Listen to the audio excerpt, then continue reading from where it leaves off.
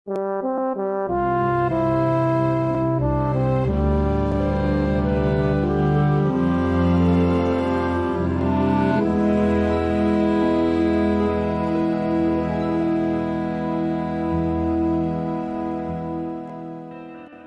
sejahtera dalam kasih Tuhan Yesus Kristus. Harapan saya, kita semuanya penuh sukacita di dalam perlindungan Tuhan. Kembali Anda mengikuti Renungan Malam Dekat Tuhan yang akan memberkati Anda sebelum beristirahat di malam ini. Tema renungan malam ini adalah kekuatan yang melemahkan iman. Maksudnya, apa yang kita pikir sebagai kekuatan, ternyata justru bagi Tuhan itu adalah suatu kelemahan. Jadi kita belajar, jangan terjebak dengan hal-hal yang demikian. Sebelumnya, mari kita berdoa terlebih dahulu. Bapa Surgawi, kami membutuhkan firman-Mu untuk menerangi hidup kami. Berbicaralah ya Tuhan, karena kami rindu diberkati saat ini. Dalam nama Tuhan Yesus Kristus kami berdoa. Haleluya. Amin. Sahabat dekat Tuhan, ayat firman Tuhan diambil dari 1 Korintus 8 ayat yang pertama. Tentang daging persembahan berhala, kita tahu, kita semua mempunyai pengetahuan. Pengetahuan yang demikian membuat orang menjadi sombong, tetapi kasih membangun.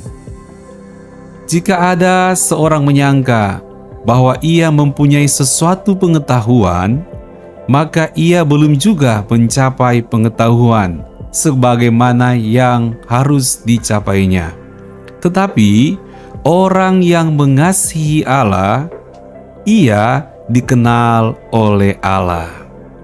Sahabat dekat Tuhan, melalui ayat firman Tuhan ini, kita menemukan bahwa pengetahuan adalah baik.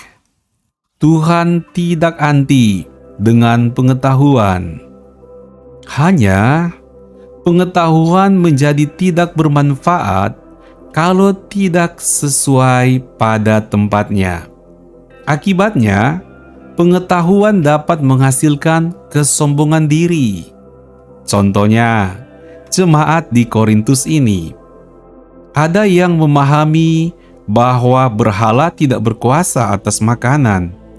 Iman lebih besar dari berhala, sehingga menyantap daging dari persembahan berhala pun tidak akan menjadi soal, asalkan didoakan dan dimakan dengan ucapan syukur.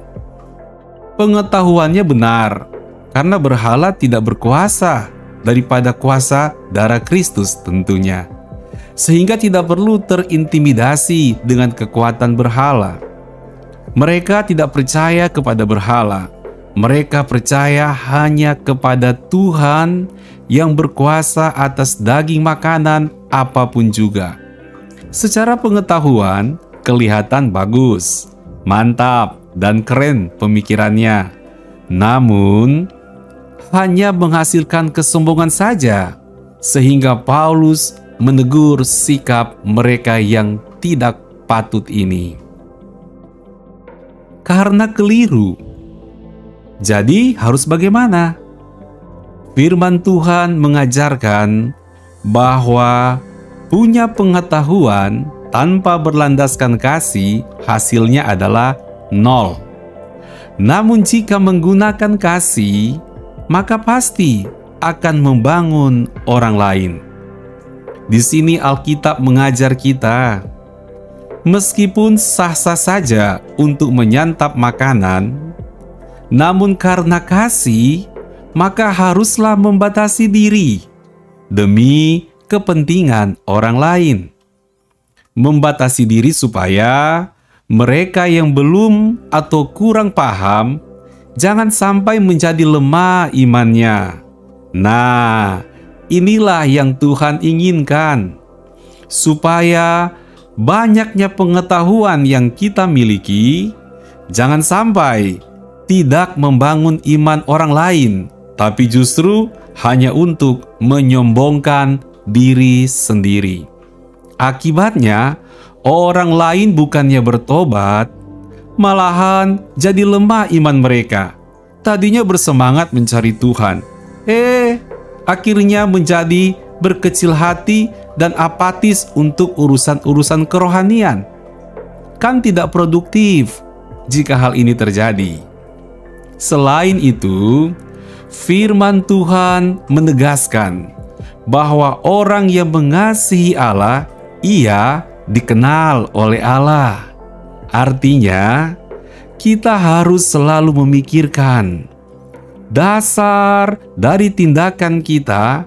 Apakah karena kita merasa mengenal pengetahuan firman Tuhan yang begitu luas, sehingga mampu berargumen dari berbagai sudut pandang? Atau karena didasari oleh kasih Tuhan? Pastikanlah bahwa hal itu karena kasih Tuhan.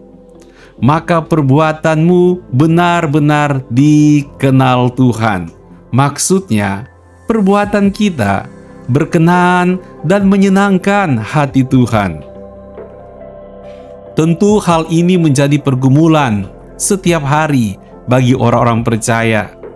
Di saat Anda melangkah, apakah karena kesal atau menunjukkan karena Anda tahu dan mampu?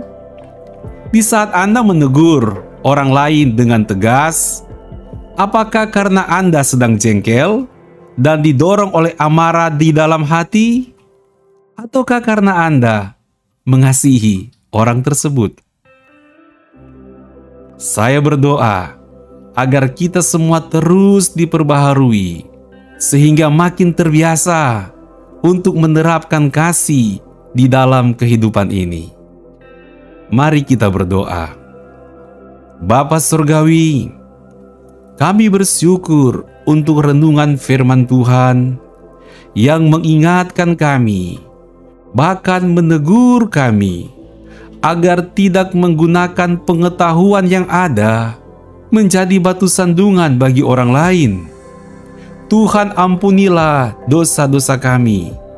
Ajarkan kami selalu untuk mengutamakan kasih Tuhan seperti yang Tuhan inginkan. Terima kasih ya Bapa.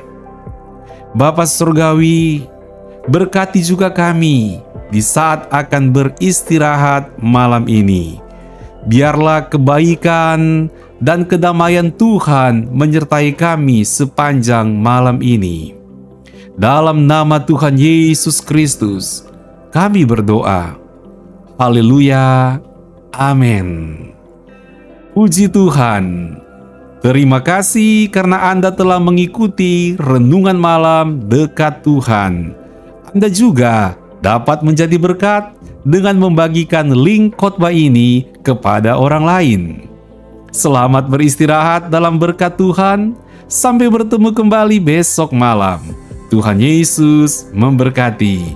Shalom.